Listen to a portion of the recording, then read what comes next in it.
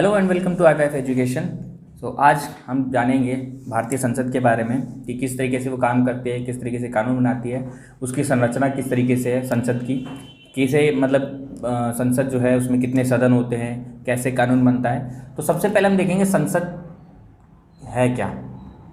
ठीक है भाई, संसद जो है वो दो सदनों से मिलकर बना है, लोकसभा और राज्यसभा।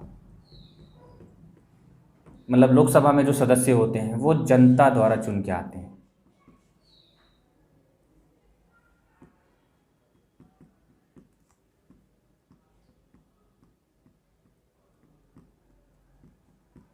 ठीक, और इसमें जो ये एक तरीके से कह सकते हैं प्रत्यक्ष विधि द्वारा। ठीक, यानी डायरेक्ट जनता इनको लोकसभा में सदस्य एज सांसद बना के भेजती है।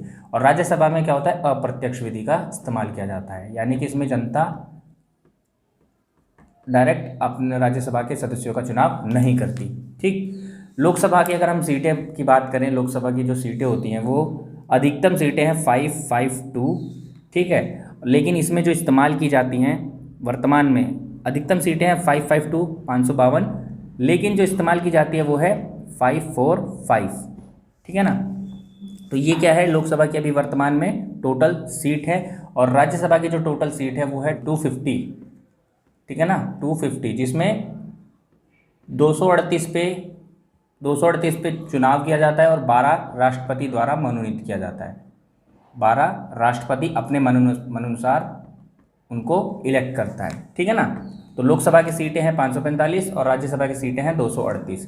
अब इन्हीं दोनों सदनों का सबसे इम्पोर्टेंट रोल रहता है कानून बनाने की प्रक्रिया में। ठीक है, जब इन दोनों सदनों को और संसद का, और एक चीज़ और इसमें, संसद के भी क्या, ये संसद के 2 सदन हैं और संसद के अंग भी हैं। संसद के 3 अंग हैं। पहला, सबसे ऊपर राष्ट्रपति, फिर आता है लोकसभा,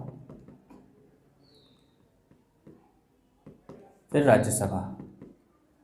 ठीक, अब राज्यसभा को ऊपरी सदन भी कहा जाता है। ठीक है, ऊपरी सदन, और लोकसभा को निम्न सदन बोला जाता है। अब इसको नाम इसलिए दिया गया है ऊपरी सदन या निम्न सदन। लोकसभा को निम्न सदन इसलिए कहते हैं कि भाई ये कभी भी भंग की जा सकती है, यानी कि लोगों द्वारा चुन के आती है। अगर ये कार्य अपना ठीक से नहीं करती तो इसको क्या जा सकता है, 5 साल के लिए चुनी जाती है, लोकसभा चलती है, और उससे पहले भी इसको खत्म किया जा सकता है, इसलिए इसको निम्न सदन बोला जाता है। और बात करें ऊपरी सदन की, तो ये क्या है, राज्यसभा कभी भंग नहीं होती, स्थायी होती है, इसीलिए इसको ऊपरी सदन कहा जाता है। तो अब इन्हीं तीनों का कानून बनाने की प्रक्रिया में क्या रोल होता है वो अब हम बताएंगे। कानून बनाने की प्रक्रिया,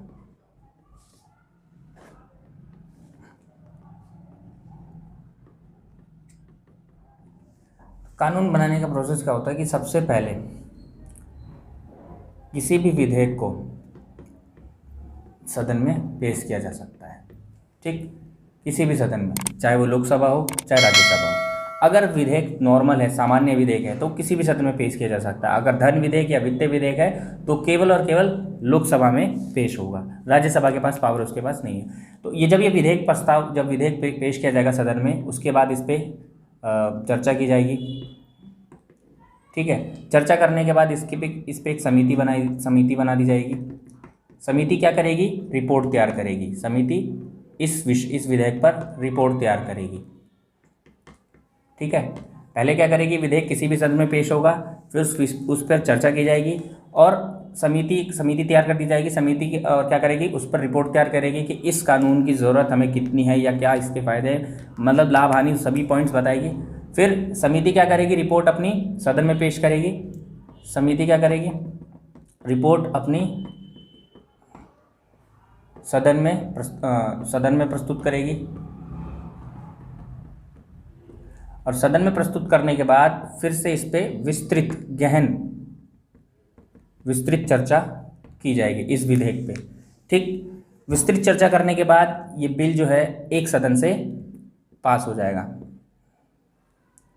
यानी विधेयक को क्या कर दिया जाएगा, पास कर दिया जाएगा। एक सदन से विधेयक पास हो जाएगा। ठीक है, तो पहले सदन की बात करें, किसी भी एक सदन में पेश होता है तो पहले विधेयक जो है सदन में प्रस्ताव किया जाएगा, भाई ये विधेयक है, हम इस पर कानून बना रहे हैं। फिर उसके बाद उस पर चर्चा होगी, चर्चा होने के बाद समिति उस पर रिपोर्ट तैयार करेगी और अपनी रिपोर्ट वो फिर इस सदन में पेश करेगी। पेश करने के बाद उस पर फिर से दोबारा एक विस्तृत चर्चा की जाएगी, गहन, और वोटिंग होगी, ठीक है ना, मतदान किया जाएगा। और मतदान के बाद क्या होगा, विधेयक जो है वो एक सदन से पास हो जाएगा। अब एक सदन से पास होने के बाद जो है विधेयक दूसरे सदन में भेजा जाएगा। लोकसभा से, अगर लोकसभा में पास हुआ है तो राज्यसभा में जाएगा, राज्यसभा से पास हुआ है तो लोकसभा में जाएगा। तो दूसरे सदन में जाने के बाद उस पर कुछ ज़्यादा विचार विमर्श नहीं किया जाता, उस पर केवल अगर कुछ उसमें कमियां हैं, खामियां हैं, तो उन पर पुनः विचार करने के लिए वो बात की जाती है, पुनः विचार किया जाता है। क्योंकि सारी चीज़ें जो भी उस पर मंथन करना होता है वो सब लोकसभा में किया जा चुका है, और उसके अलावा कुछ बच जाता है पुनः विचार, तो वो राज्यसभा करती है। और अगर उसमें कुछ त्रुटि या कमियां पाई जाती है तो जो भी सदन है जिसमें वो गया दूसरे सदन में, वो उस पर पुनः विचार करने के लिए उसको वापस उसको भेजता है। फिर उसके बाद इस पर दोबारा मतदान किए जाते हैं। मतदान में अगर ये पास हो जाता है साधारण बहुमत से एक सदन, मतलब दूसरे सदन में, तो उसको राष्ट्रपति के पास भेज दिया जाता है, ठीक है। राष्ट्रपति विधेयक पर अगर जैसे ही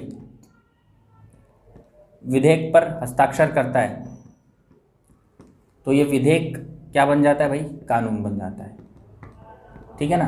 तो कोई भी कानून सबसे पहले क्या होता है, विधेयक होता है। जब उस विधेयक पर दोनों सदनों द्वारा बहुमत से पास होने के बाद और राष्ट्रपति के साइन होने के बाद वो विधेयक क्या बन जाता है, कानून बन जाता है। तो इस तरीके से ये पूरा जो है संसद की प्रक्रिया कानून बनाने में अहम रोल अदा करती है। लोकसभा, राज्यसभा और राष्ट्रपति।